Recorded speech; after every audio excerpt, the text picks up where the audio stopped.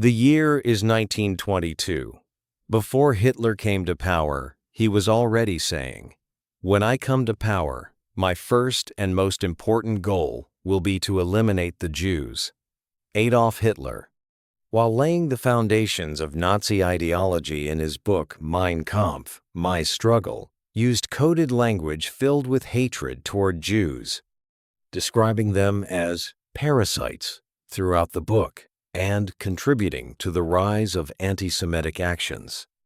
And not only in Hitler's case throughout history, Jews were almost everywhere excluded and expelled from the societies they lived in.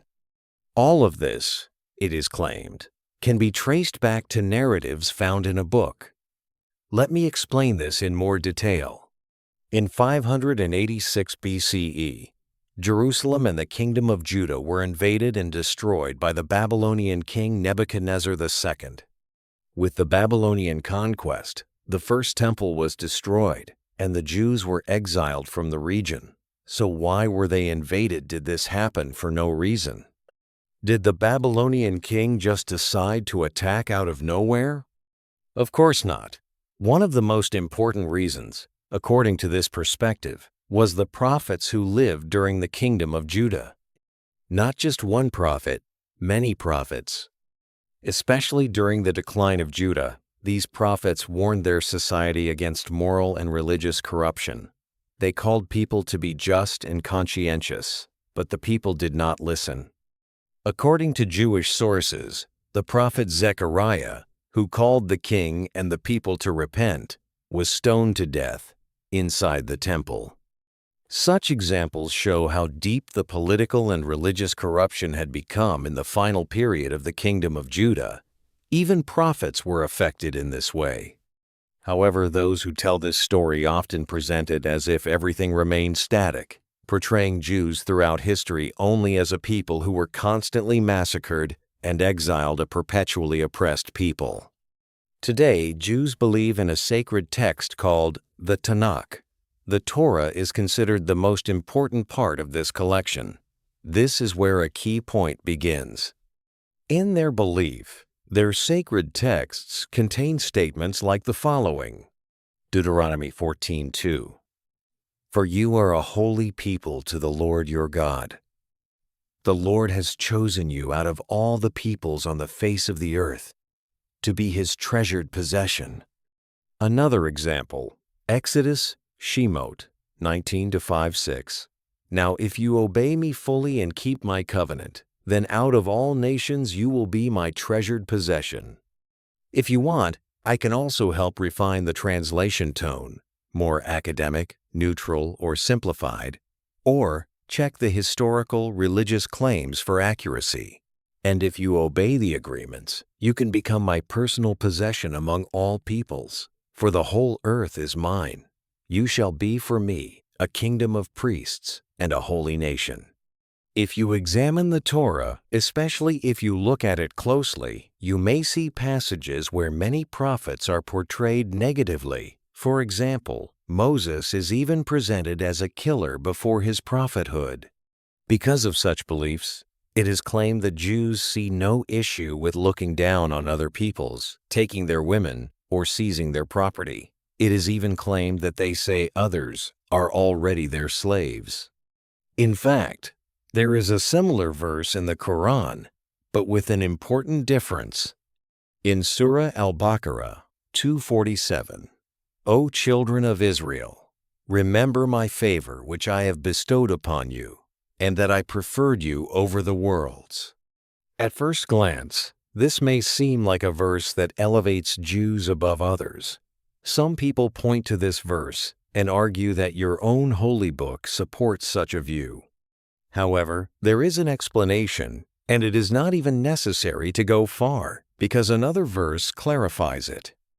Moses said to his people, O my people, remember the favor of Allah upon you when he appointed among you prophets, made you kings, and gave you what he had not given anyone among the worlds. It is clear that Jews were not declared a superior race.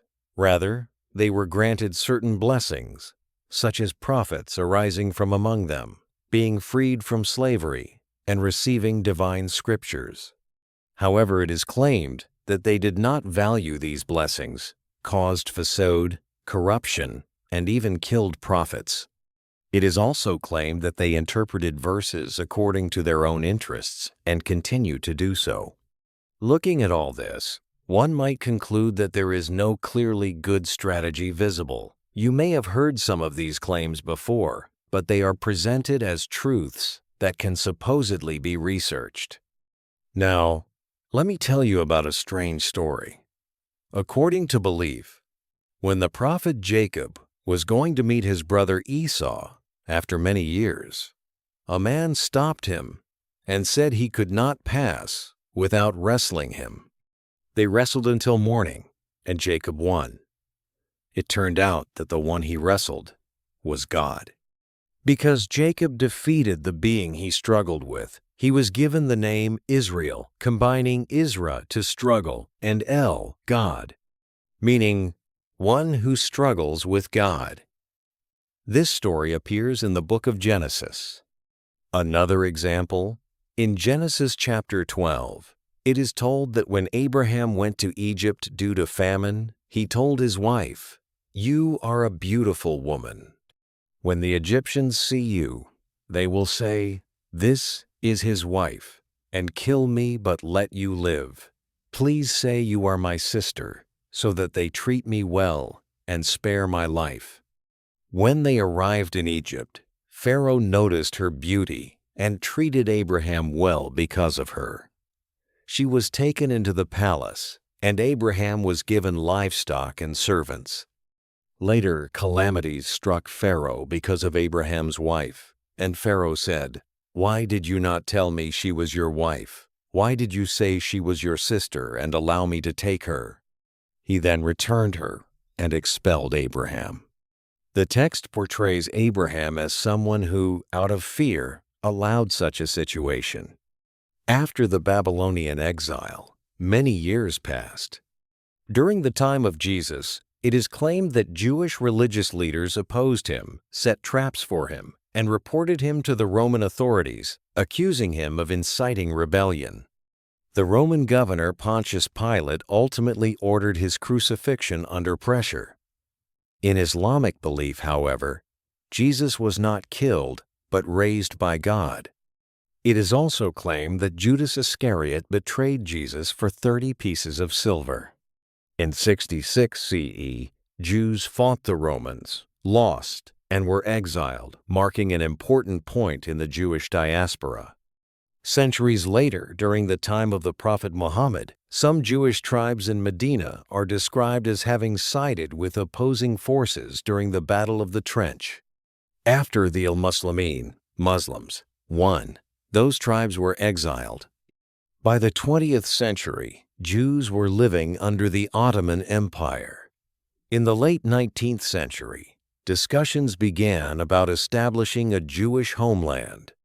Theodor Herzl played a major role, writing The Jewish State and advocating for a Jewish nation in the historic homeland. In 1917, the Balfour Declaration expressed British support for a Jewish homeland in Palestine. After World War I, Britain took control of the region. Over time, Jewish migration increased, especially after the atrocities of Nazi Germany. Millions of Jews were killed in the Holocaust, and many survivors migrated to Palestine. In 1947, the United Nations proposed partitioning the land, allocating a portion for a Jewish state. Violence followed, including events like the Deir Yassin massacre. Many Palestinians fled or were displaced. On the 14th of May, 1948, the State of Israel was declared. The text concludes by claiming that throughout history, Jews acted in ways driven by their beliefs and